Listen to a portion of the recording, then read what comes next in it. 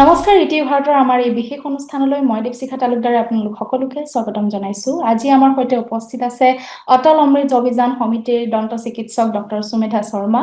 আজি সুমেধা শৰ্মাৰ সৈতে আমি দাঁতৰ সৈতে জড়িত কিছুমান বিষয়ৰ সৈতে আলোকপাত কৰিম, কিছুমান তথ্য জানিবলৈ তেওঁৰ পৰা চেষ্টা কৰিম। প্ৰথমে সুমেধা শৰ্মা, আপোনাক আমাৰ এই বিশেষ অনুষ্ঠানলৈ স্বাগতম জনাইছো। ধন্যবাদ শিখা। মই খুব সুখী যে তুমি ইমান ধুনীয়াকে মোক আমন্ত্ৰিত কৰিলা আৰু মই আশা কৰো যে এই ইণ্টাৰভিউটো বা এই আমাৰ কথা বাৰ্তাখিনি যাতে খুব সহায় হ'ব মানে মানুহৰ বাবে, তাকে মই আশা ৰাখিম। হয় হয়। হয় আপোনাকো ধন্যবাদ জনাইছো ইমান ব্যস্ততাৰ মাজত আপুনি আমাক ইমানখিনি সময় দিছে। হয় প্ৰথমে পলম নকৰি প্ৰশ্নৰ পৰা আৰম্ভ কৰিম। হয়। মোৰ প্ৰথম প্ৰশ্নটি হৈছে, দৈনন্দিন আমি গ্ৰহণ কৰা কোনবোৰ খাদ্য আমাৰ দাঁতৰ বাবে ক্ষতিকাৰক হ'ব পাৰে, বা এই খাদ্যখিনি যিমান পাৰি কমাই খালে আমাৰ দাঁতৰ বাবে লাভদায়ক? শিক্ষা প্ৰথম মই এনেকে আৰম্ভ কৰিব বিচাৰিছো যে খাদ্যৰ প্ৰতি মই প্ৰথম যাব বিচৰা নাই। মই প্ৰথম এইটো ক'ব বিচাৰিছো যে আমাৰ দুপাৰী দাঁত আছে, ওপৰ তল। আমি আমাৰ ডেণ্টিষ্ট্ৰিৰ ভাষাত আমি ক'ব পাৰো যে মেক্সিলা মেণ্ডিবল। মেক্সিলা হ'ল ওপৰৰ, তলৰ মেণ্ডিবল। এতিয়া আমি প্ৰতিজন মানুহে আমি খাদ্য খাওঁ, ৰাতিপুৱা খাওঁ, দিনত খাওঁ, ৰাতি খাওঁ। আমি খাদ্য খাই ভাল পাওঁ আৰু খাদ্য নাখালে আমাৰ পেট নভৰিব। সেইবাবে আমি যেতিয়াই আমি খাদ্য গ্ৰহণ কৰোঁ, আমি এইটো বস্তু চাব লাগিব যে আমি খোৱাৰ পিছত আমি কি মানে এনেকুৱা নিয়ম আমি পালন কৰিছো যাৰ বাবে আমাৰ দাঁতৰ সুস্থতা আমি কেনেকে ৰক্ষা কৰিব পাৰোঁ। প্ৰথম কথা, আমি খাদ্য খালো, খাদ্য খোৱাৰ পিছত আমি এইটো চাব লাগিব যে দাঁতত যাতে আমাৰ খাদ্যৰ সেই সৰু সৰু পাৰ্টিকলছ, সেই সৰু সৰু যাতে বস্তু আমাৰ জমা হৈ নাথাকে। দাঁতৰ ফাকৰ মাজত হওক, দাঁতৰ ভিতৰত যোনখিনি এৰিয়াত আমাৰ খাদ্যখিনি মানে ধৰক ফচি যায়, সেই আমি চাব লাগিব যে সেইখিনি যাতে আমাৰ ক্লিন হৈ থাকে, খুব মানে চাফা হৈ থাকে। আৰু তাৰ বাবে আমি কিছুমান নিয়ম ধৰক আমি পালন কৰিব লাগিব বা নিয়ম আমি মানিব লাগিব। প্ৰথম কথা, খাদ্য খালো, আমি খাদ্য খোৱাৰ পিছত আমি চাব লাগিব যে আমি কুলকুলি কৰিছো নে নাই। আমি পানীৰে আমি কিমান ছেকেণ্ড কুলকুলি কৰিছো, কিমান আমি পানী খাইছো। আমি পানী নাখালেও আমাৰ জেৰষ্টমি হ'ব পাৰে, আমাৰ মুখখন শুকাই যাব পাৰে। আৰু সেই শুকোৱাৰ ফলত আমাৰ কি হ'ব পাৰে, দন্তক্ষ ৰোগ, তাৰমানে ডেণ্টেল কেভিটি। আমি মানুহে কয় যে পোক লাগে, কিন্তু পোক আমাৰ এনেকে ৱাৰ্মছৰ নিচিনা আমাৰ গৈ নাথাকে, কিন্তু এইটো এটা বেক্টেৰিয়া ফৰ্ম কৰে। কেতিয়াবা কি হয়, সৰু ল'ৰা ছোৱালীয়ে কয় যে মাকহঁতে বুজাই যে দাঁতত কিন্তু পোকে খাব দেই। সেইটোৱে মানে মানে পোকে নাখায়, কিন্তু সেইটো এটা বেক্টেৰিয়া আমাৰ তাতে আমাৰ জমা হয়। আৰু সেই বেক্টেৰিয়াই কিন্তু বহুত যদি আমাৰ তেনেকে জমা হৈ থাকে, আমাৰ কিন্তু পিছত ক্ষতিকাৰক হ'ব পাৰে। সেইবাবে আমি নিজে চাব লাগিব যে আমি দাঁতত ব্ৰাছ কৰিছো নে নাই।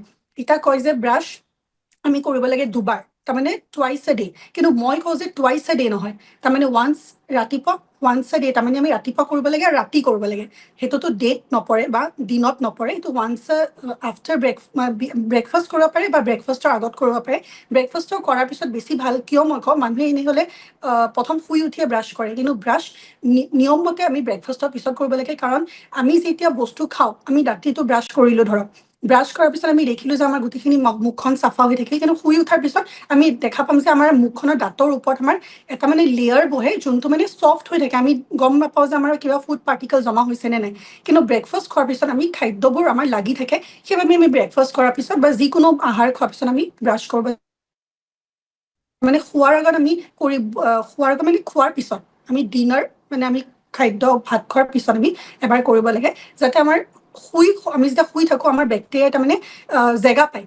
আমাৰ জেগা পায় মানে তেওঁলোকে তেতিয়া বহুত মানে ধুনীয়াকে আমাৰ মুখত থাকিবলৈ সহায়, মানে তেওঁলোকৰ কাৰণে এটা এনভাইৰনমেণ্ট হৈ যায়, যোনটো ক্ষতিকাৰক হ'ব পাৰে। সেইকাৰণে আমি ৰাতি খোৱাৰ পিছত আমি ব্ৰাছ কৰিব লাগে।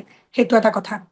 হয়, মানে হয় দাঁতত আৰু যিখিনি পাৰ্টিকলছ লাগি থাকে, সেইখিনি বস্তু আমি হয় ব্ৰাছ কৰি পেলাই ৰিমুভ কৰিলেহে আমাৰ দাঁতখিনি সুস্থ হৈ থাকিব। সুস্থ হৈ থাকে। এতিয়া কথাটো হৈছে যে আমি কি ব্ৰাছ ইউজ কৰিব লাগে, মানুহে সোধে কেতিয়াবা। হয় ধৰক ডেণ্টিষ্টক সোধে যে আমি কি ব্ৰাছ, মই কওঁ যে দুডাল ব্ৰাছ ইউজ কৰিব লাগে। দুডাল ব্ৰাছ মানে কি, এতিয়া ধৰক আগতে আমাৰ ইলেক্ট্ৰিক ব্ৰাছ নাছিল, এতিয়া ইলেক্ট্ৰিক ব্ৰাছ হৈছে।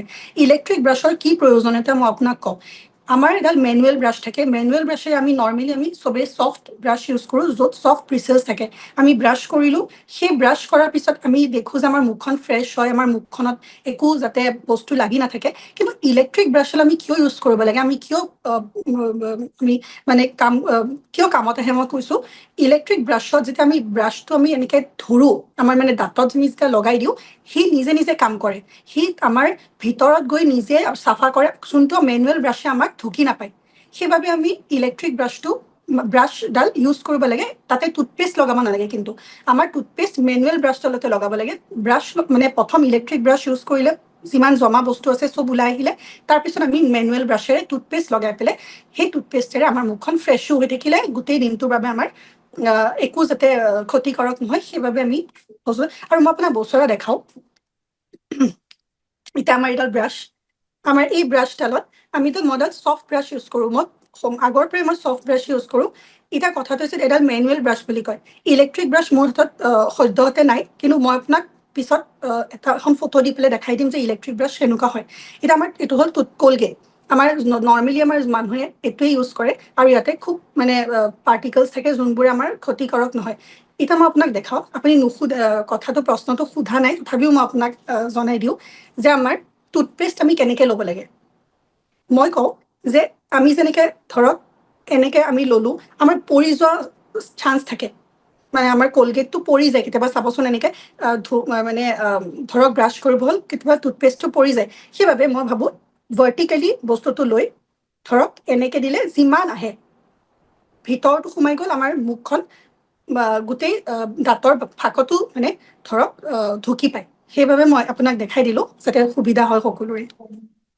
ধন্যবাদ জনাইছো ব্ৰাছৰ ক্ষেত্ৰত তেনেকুৱা কিবা স্পেচিফিক আছে নেকি যে এনেকুৱা ধৰণৰ মানে বজাৰতো বহুত ধৰণৰ বিভিন্ন ধৰণৰ ব্ৰাছ থাকে বা ইলেক্ট্ৰিক ব্ৰাছটো আপুনি যিহেতু কৈছে সেইটো সহজতে উপলব্ধ নহয়ও কেতিয়াবা তো তাৰ ঠাইত আমি কেনেকুৱা কি বিকল্প বাছি ল'ব পাৰো বা মানে বাজেট ফ্ৰেণ্ডলি হয় যেটো সকলোৱে ব্যৱহাৰ কৰিব পাৰে তেনেকুৱা হয় মই এইটো কোৱা নাই যে ইলেক্ট্ৰিক ব্ৰাছ ইউজ কৰিব লাগে কিন্তু মানে যদি পাৰে ইলেক্ট্ৰিক ব্ৰাছ ফাৰ্মাচীত পাই যাব আজিকালি এভেইলেবল থাকে ইলেক্ট্ৰিক ব্ৰাছ আজিকালি এভেইলেবল থাকে কাৰণে মই আপোনালোকক কৈছোঁ কিন্তু একো নহ'লেও আপুনি normal manual soft brush use কৰিব হাৰ্ড ব্ৰাছ কৰিলে কি হয় মই কথা এটা কওঁ হাৰ্ড ব্ৰাছত কি হয় ব্ৰিচেলছবোৰ খুব হাৰ্ড হয় আৰু হাৰ্ড হোৱাৰ কাৰণে আমাৰ দাঁতৰ যোনটো চবতছে আউটাৰ মষ্ট লেয়াৰ ইনামেলটো আমাৰ দুটা টিচু আছে এটা হ'ল ব্ৰেইন টিচু আৰু এটা হ'ল আমাৰ এনামেল টিচু যোন দুটা বস্তু কেতিয়াও ৰিপেয়াৰ নহয় সেইটো এবাৰ যদি গুচি গ'ল আৰু কেতিয়াও নাহে ৰিজেনেৰেট নহয় সেইবাবে আমি ইনামেলটো সদায় এইটো চেষ্টা কৰিব লাগে যাতে বচাই ৰাখোঁ ইনামেল যাতে আমাৰ ক্ষতিকাৰক নহয় ক্ষয় নাযায়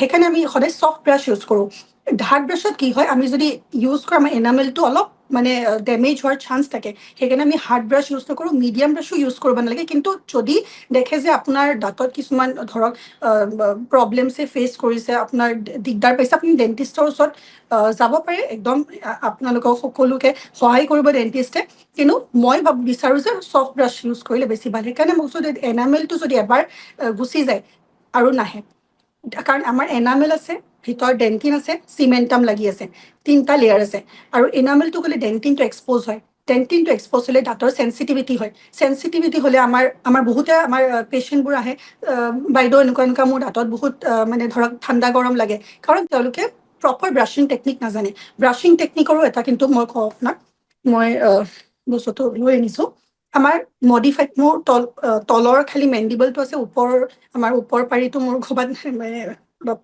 মিছপ্লেচ হৈছে বাবে মই আপোনাক এনেকৈ দেখাই দিম আমাৰ ব্ৰাছ কৰাত এটা মডিফাইড বাছ টেকনিক বুলি আমাৰ টেকনিক এটা আছে যোনটোত মই কওঁ 45 ডিগ্ৰী এংগল ধৰক আপুনি ওপৰৰ আমাৰ 45 ডিগ্ৰীত ৰাখিলে চাৰ্কুলাৰ মোশ্যনত ঘূৰালে যাতে আমাৰ যিমান ফুড পাৰ্টিকলছ আছে গোটেইখিনি আমাৰ ওলাই আহিলে এনেকৈ কৈ তাৰপিছত এনেকৈ দি দিব তাৰমানে সেইটো এটা টেকনিক চবফালে এনেকৈ ঘূৰালে চাৰ্কুলাৰ মোশ্যন তাৰপিছত এনেকৈ দিব মোৰ এটা টুথপেষ্ট লাগি আছে কাৰণে বেয়া নাপাব মই দেখাই দিছোঁ তথাপিও এনেকৈ কৈ পেলাই এনেকৈ বস্তুটো মানে তেতিয়া গোটেইখিনি আমাৰ চাফা হয় সেইটো এটা মডিফাইড বাছ টেকনিক চবেই ইউজ কৰিব পাৰে চবেই মানে টেকনিকটো ইউজ কৰিব পাৰে হয় হয় আপুনি যিহেতু ক'লে যে আমি দিনটোত দুবাৰকৈ বা তিনিবাৰকৈ ব্ৰাছ কৰিলে বা আপুনি যিটো আমাক ধৰণ কৈছে যে এনেধৰণে ব্ৰাছ কৰিলে দাঁতৰ বাবে ভাল আৰু এনে কি অভ্যাস আছে যিটো আমি দৈনন্দিনভাৱে মানে অনুসৰণ কৰি আমি আমাৰ দাঁতক সুস্থ ৰাখিব পাৰোঁ তেনেকুৱা বহুতো আছে মই আপোনাক এফালৰ পৰা কৈ যাওঁ এটা দুটা আপুনি যেনেকৈ আপোনাৰ সুবিধা হয় তেনেকৈ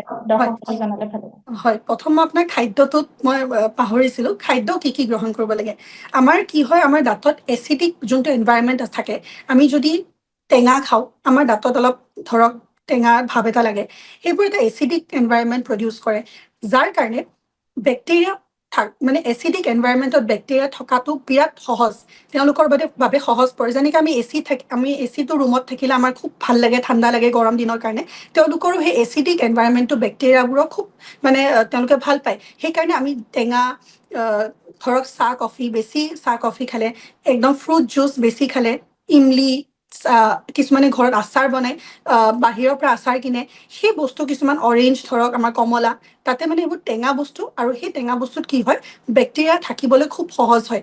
সেইবাবে আমি এটা কথা মন দিব লাগিব যে সেইবোৰ খোৱাৰ পিছত আমি যদি কুলকুলি কৰোঁ, হাফ এন আৱাৰ পিছত আমি বা অলপ 15-20 মিনিট পিছত যদি আমি কুলকুলি কৰোঁ, মাউথ ৰিন্স কৰি পিছত দিয়াৰ পিছত আমাৰ যাতে বস্তুটো একো নাথাকে, আৰু বেক্টেৰিয়াও যাতে তাতে মানে জীয়াই, মানে আমি বেক্টেৰিয়া তাতে নাথাকে, সেইবাবে আমি চাব লাগে। আৰু ভাল ভাল খাদ্য, ধৰক আলমণ্ড হওক, আমি যোনটো মানে নাটছ, মানে কাজু হওক, কাঠবাদাম হওক, আলমণ্ড, হয়, আখৰোট হওক, সেইবোৰ বস্তু আমি গ্ৰহণ কৰিব পাৰোঁ। চাহ কফি বেছি, যিহেতু আমি অসমীয়া মানুহ বা আমাৰ বহুতে চাহ কফি খাই ভাল পায়, কিন্তু সেইবোৰো ইমান যাতে মানে লগাতছে এটা লিমিটত খাব লাগে। ভাল ভাল বস্তু আপুনি, ভাল ফ্ৰুটছ খালে, ভেজিটেবলছ খালে, তাতে ভেজিটেবলছতো মই কি ক'ম, কাৰ্বহাইড্ৰেটছ থাকে, সেইটো কাৰণে আমাৰ দাঁতত ইমান মানে ভাল নহয়, কিন্তু আমিতো খাবই লাগিব, আমাৰ যিহেতু সেইবোৰ আমি বজাৰত বস্তু পাওঁ। কিন্তু তাৰপিছত আমি কুলকুলি কৰাটো আমাৰ প্ৰয়োজন। আমি একদম এইটো আমাৰ অভ্যাস বনাই ল'ব লাগিব যে আমি যেতিয়া কুলকুলি কৰোঁ, বা আপুনি বেচিনৰ ওচৰত লিখি ল'ব যে আমি খোৱাৰ পিছত এনেকৈ অভ্যাস এটা, আমি ৰাতিপুৱা শুই উঠি ব্ৰাছ কৰোঁ, সেইটো আমাৰ হৈ পেলাই এটা হেবিট হৈ গৈছে। সেইবাবে আমি বেচিনৰ ওচৰত এখন ধৰক লিখি থলোঁ যে আমি ৰিন্স কৰিব লাগে, মাউথ ৱাছ বা যিকোনো ৰিন্স। মাউথ ৱাছো এটা কথা আছে, কিন্তু মাউথ ৱাছৰ চব আমি মাউথ ৱাছ ইউজ কৰিব নোৱাৰোঁ। কিছুমান মাউথ ৱাছ আছে এণ্টি বেক্টেৰিয়েল প্ৰপাৰ্টিজ থাকে, আৰু কিছুমান থাকে ফ্ল'ৰাইড। আৰু এণ্টি বেক্টেৰিয়েল মই আপোনাক দেখাই দিওঁ, এটা ক্ল'ৰহেক্সিডিন মাউথ ৱাছ বুলি আছে। এই মাউথ ৱাছটো আপোনাৰ মানে এণ্টি বেক্টেৰিয়েল, তাৰমানে যিকোনো ধৰক কেভিটিজ হ'ল, আপোনাৰ দাঁতত পোকে খালে, এইটো এটা ভাল মানে মাউথ ৱাছ, ডেণ্টিষ্টে ৰেকমেণ্ড কৰে। আৰু কিছুমান ফ্ল'ৰাইড থকা মাউথ ৱাছো আছে, গাম ডিজিজত হওক, কেভিটিজত হওক, সকলোতে কিনিব পাবই আপুনি ফাৰ্মাচীত গ'লে। ক্ল'ৰহেক্সিডিন বুলি ক'লে হ'ল, বা কিছুমান ফ্ল'ৰাইড মাউথ ৱাছো থাকে। দৈনন্দিন আমাৰ কিছুমান অভ্যাস, ধৰক ব্ৰাছ কৰিলোঁ, আমি কুলকুলি কৰিলোঁ, ফ্লচিং কৰিলোঁ। ফ্লচিঙত কি হয়, এডাল ৰছী পায় ফ্লচিঙত, আমি ফাৰ্মাচীত কিনিব পাম। ফ্লচিঙত কি হয়, আমাৰ দাঁতৰ যোনবোৰ ফাঁকৰ মাজত বস্তু সোমাই থাকে, আমি ধুনীয়াকৈ এইটো ওলাই আনিব পাৰোঁ। ফ্লচিং এবাৰ কৰিলে হ'ল ৰাতি শোৱাৰ আগত। টাং ক্লিনিং আমাৰ জিভাত যাতে বেক্টেৰিয়া আমাৰ প্ৰডিউচ নহয়, তাৰ বাবে আমি টাং স্ক্ৰেপিং কৰিব পাৰোঁ। অইল পুলিং এটা আছে, কোকোনাট অইল ল'লে, যিকোনো মিঠাতেল ল'লে, আপুনি সেই মিঠাতেলেৰে অলপ 3 ছেকেণ্ড 4 ছেকেণ্ডমান বা যিমান হওক আপোনাৰ প্ৰয়োজন মতে আপুনি অইল পুলিং কৰিলে, কুলকুলি কৰি পেলাই দিলে, সেইটোতো মুখখন চাফা হৈ থাকিলে।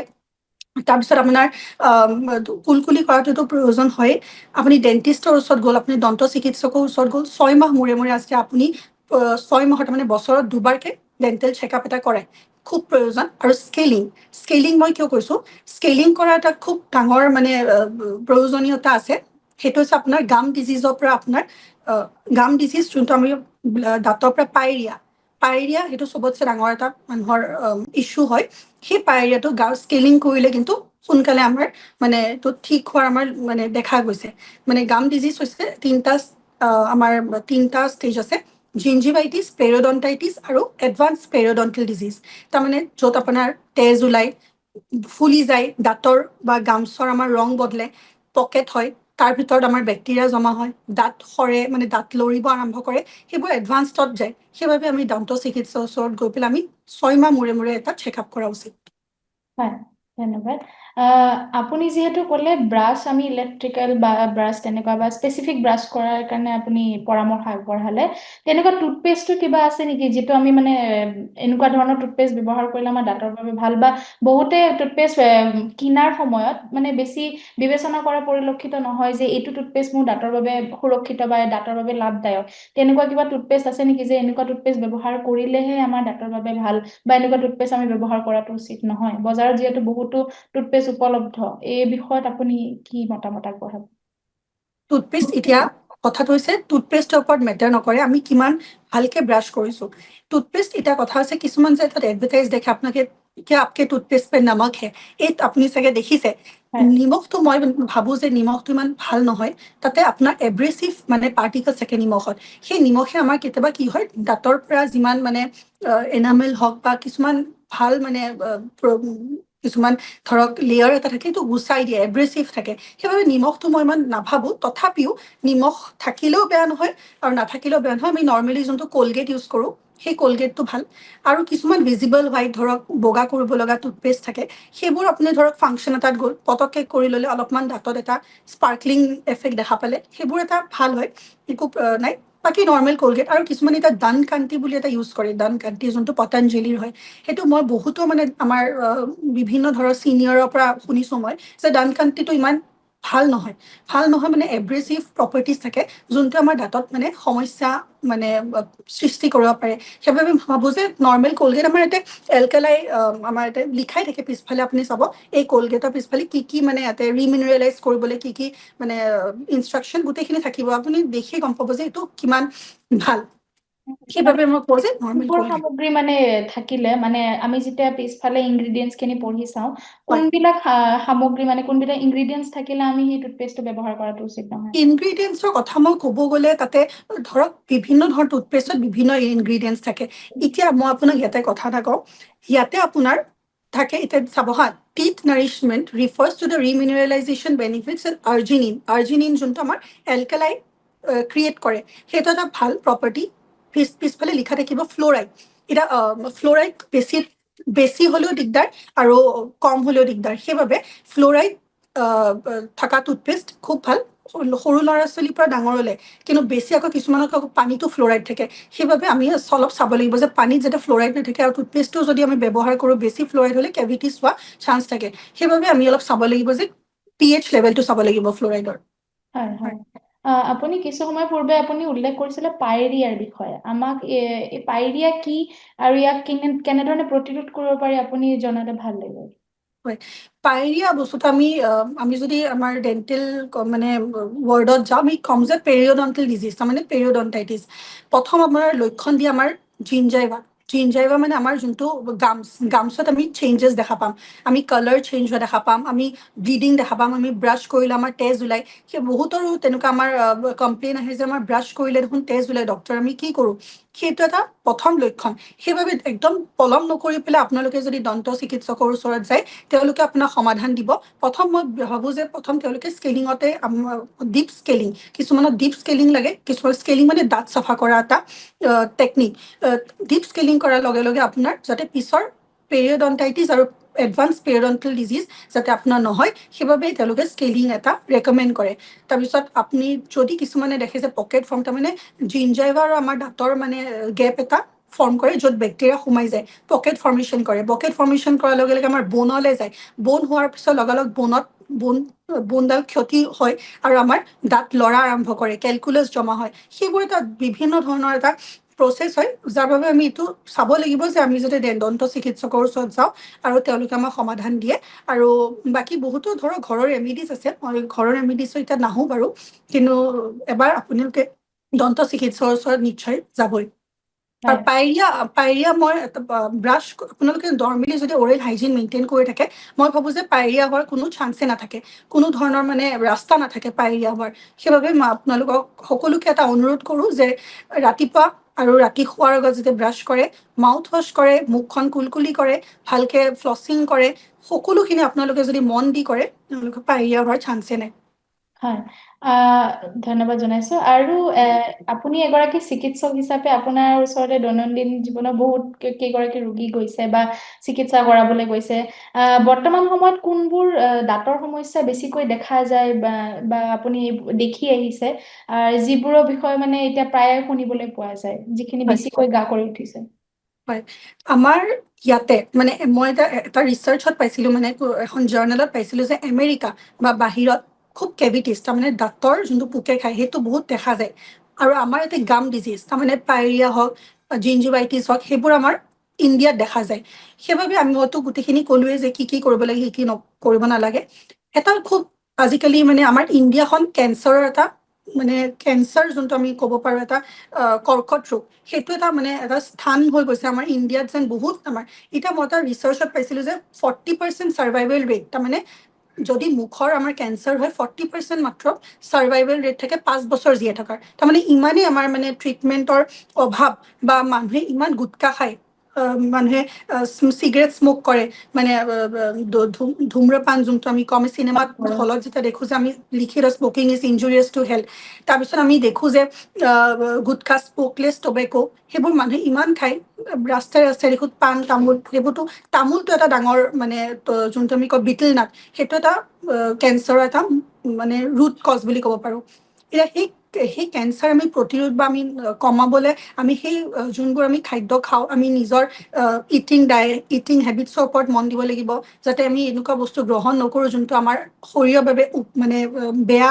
সেইবোৰ আমি লক্ষ্য ৰাখি পেলাই আমি যাতে নিজৰ জীৱনটো ভালকৈ জীয়াই দিব পাৰোঁ, সেইটো এটা মানে মই ছাজেষ্ট কৰিব বিচাৰোঁ।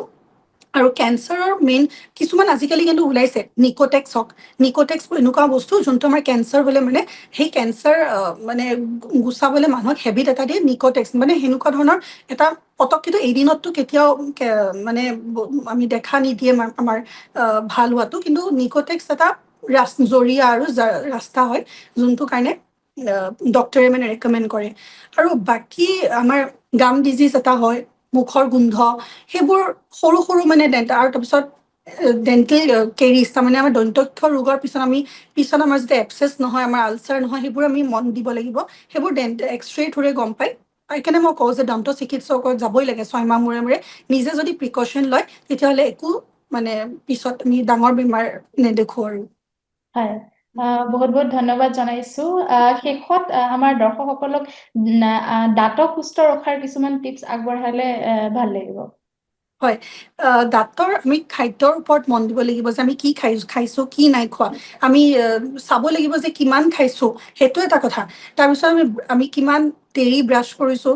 আমাৰ নিয়মমতেতো 2 মিনিট ব্ৰাছ কৰিব লাগে। ব্ৰাছ কৰা, মুখৰ অৰেল হাইজিন মেইনটেইন কৰা, দেন দন্ত চিকিৎসকৰ ওচৰত যোৱা, mouthwash, flossing, oral hygiene মেইনটেইনটো গোটেই ডিপেণ্ড কৰে সেইখিনিৰ ওপৰত। বাকী আৰু এটা কথা মই এতিয়া এড কৰিব বিচাৰিছোঁ, আমাৰ ষ্ট্ৰেছৰো লিংক আছে আমাৰ মুখৰ অংশলৈ। কিয় কৈছোঁ? ষ্ট্ৰেছ হ'লে আমাৰ এপথাছ আলচাৰ হয়, মুখৰে আলচাৰ এটা হয়। আৰু কিছুমান আনহিলিং আলচাৰ হয়, কিছুমান হিলিঙো আলচাৰ হয়। সেইকাৰণে আমি মন দিব লাগিব যে আমি বেছি ষ্ট্ৰেছ নলওঁ, বেছি কামৰ যাতে আমাৰ হেঁচা নপৰে। আমি শোৱাটো, টোপনি যাতে আমাৰ ভাল হয়। টোপনি ভাল হ'লে মই ভাবোঁ যে কোনো আমাৰ অংশ, আমাৰ অৰ্গেন, আমাৰ শৰীৰৰ যাতে কোনো বস্তু আমাৰ ক্ষতি নহয়। মই ভাবোঁ যে টোপনিটো চবতছে ডাঙৰ বস্তু। টোপনি 8 ঘণ্টা মানে হ'বই লাগে, সকলো বাবে, সৰুৱে হওক ডাঙৰেই হওক। আৰু বহুতো আছে মই ক'বলগীয়া, কিন্তু এইটো মই চমু মানে বেছি সৰু সেয়া হৈ যাব। সেইকাৰণে মই মানে এইখিনিয়ে মই ক'ব বিচাৰিছোঁ। আৰু ধন্যবাদ দেই। হয় হয় হয়, আপোনাক বহুত বহুত ধন্যবাদ জনাইছো ইমান ব্যস্ততাৰ মাজত আপুনি ইমানখিনি সময় দিয়াৰ বাবে। পুনৰ লগ পোৱাৰ প্ৰতিশ্ৰুতিৰে আজিলৈ ইমানতে সামৰিছো। ধন্যবাদ। ধন্যবাদ।